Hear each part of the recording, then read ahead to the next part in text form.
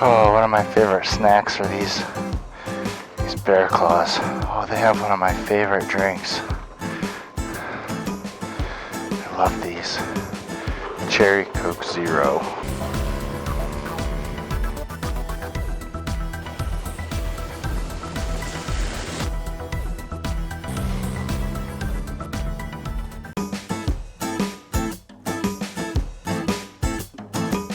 Hey, how's it going?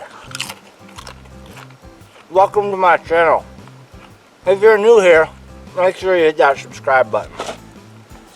So, if you're like me, you hate cooking when you're traveling on your motorcycle. Even more than that, I hate going to the grocery store when I'm on a motorcycle trip. And the last thing I want to do is prepare a big meal. So I've gotten in the habit of eating, well, some pretty bad food. So I thought now would be a good time to talk about the things that I should be doing instead of what I do, and share that with you all. So if you also hate cooking when you go moto camping, I've got a few tips on making meals pretty quickly that taste good and have more nutritional value than some of the other things that I like to eat. So stick around and I'll talk about it. When I go moto camping, my diet typically consists of 3 food groups. There's the sugar food group. Oh, those are good. The caffeine food group.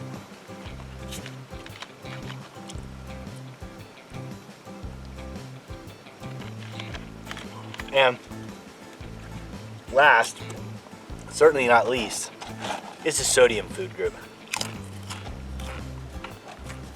Just to give you an example of how much I hate to grocery shop, I will carry as much as 4 days worth of food with me so that I don't have to stop at a grocery store.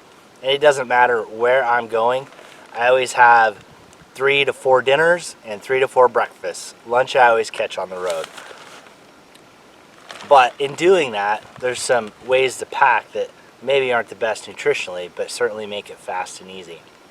So I'll go through the things that I have done and adjustments that I'm making to my eating habits, and hopefully this will be helpful for you if you're trying to figure out what to carry with you so that you're not always having to grab food out, and especially if you don't want to make those stops to go in grocery stores. For a couple nights you can get this a little bit more compact, but this is what I do. I'm going to start going over what I do for dinner most of the time, because I'm gonna lose daylight in about 20 minutes, so filming is not going to be great. I'm not really hungry right now, but I'll get started on it anyway. So this is what I refer to as my dinner bag that I keep in a Ziploc in my yellow dry bag. And what has typically been my favorite meal is ramen noodles with a can of corn, and I really like the Star-Kissed chicken creations, buffalo style. So I'll take that, I'll add that in there with the corn, and then I like spicy food, so I carry a little bit of sriracha with me, so I dump that in. But the problem with that meal is, let's see, ramen noodles provide, if I ate the whole bag, 69% of my daily sodium intake, and that's just in one meal. So what that means is I end up having to get up multiple times a night to use the blue bottle, which I decided I needed to try to find some alternatives because I hate getting out of my sleeping bag. So as an alternative is if you go to the grocery store before you go camping, you can pick up the pre-cooked rice. And that way I don't have to boil rice, I don't have to bring everything to do it. Because again, that is a prep process that I don't like. So I buy the pre-cooked. I think this costs $1, so it's not super expensive. And then maybe with a little bit of oil, a little bit of water in the pan, I can cook this up. The sodium is 0%. And then I can still add the chicken, I can still add the corn, and I can still add the sriracha. Be just as filling and not be getting up every 30 minutes for the first few hours.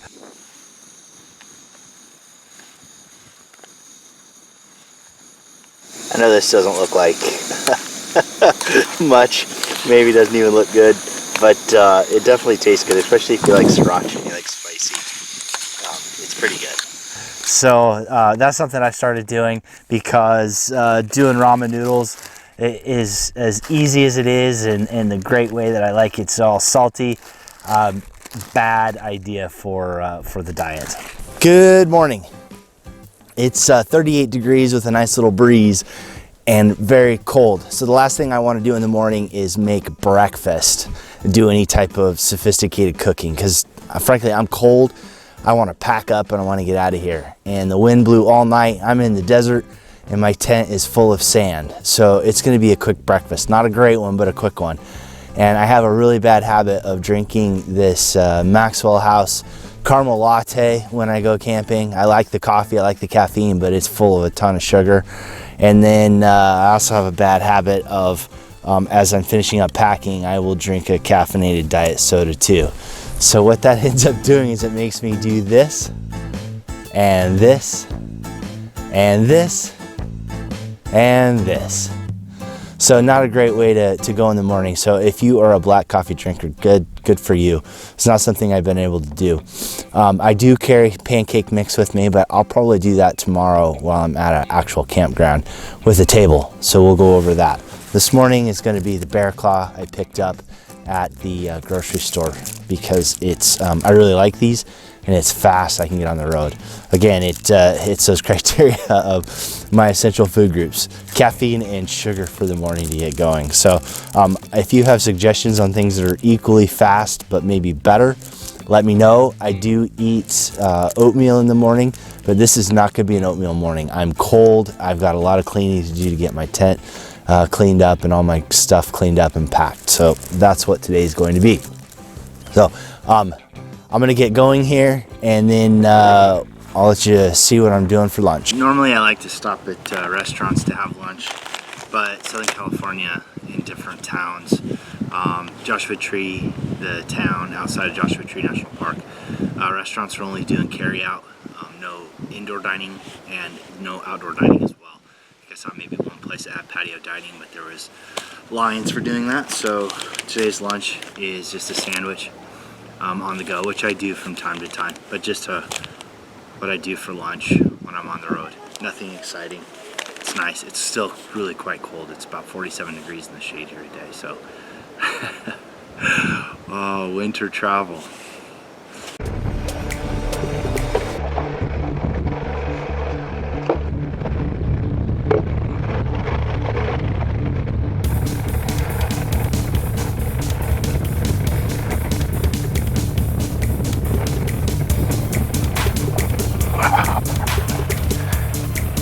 I did some pretty rough riding today and I lost my fuel tank, and now I have no way of cleaning.